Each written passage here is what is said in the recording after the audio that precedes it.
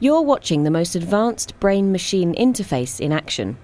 Kathy Hutchinson is paralysed and unable to speak, but just by thinking she's able to control the movements of this robotic arm and drink her morning coffee.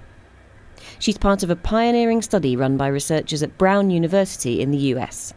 People who are paralyzed have their brain disconnected from their body, so they're not able to go out and do everyday things that you and I can do, like reach for a glass of water or scratch your nose.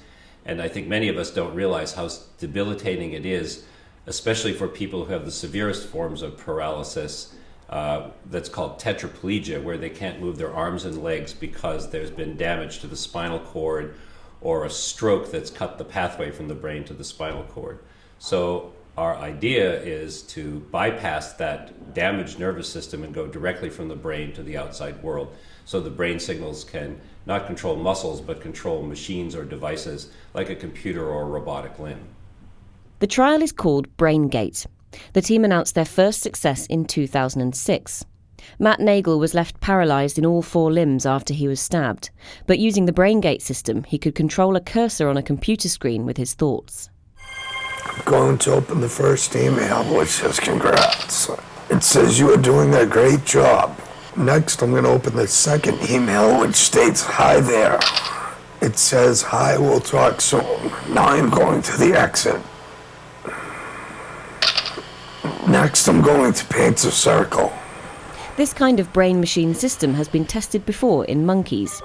The BrainGate studies show that it works in humans too. So how exactly does it work? There are 3 main components to any brain-machine interface or brain-computer interface.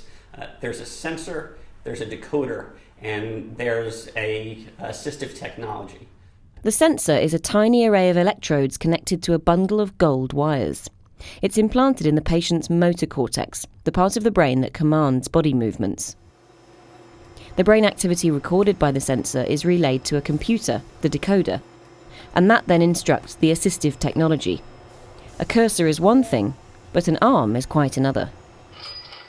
There's really a big challenge in moving a cursor on a screen, which sort of slides around in just 2 dimensions really on a flat surface, to controlling something as sophisticated as a robotic arm that has a hand and an elbow and a shoulder and can virtually move around anywhere.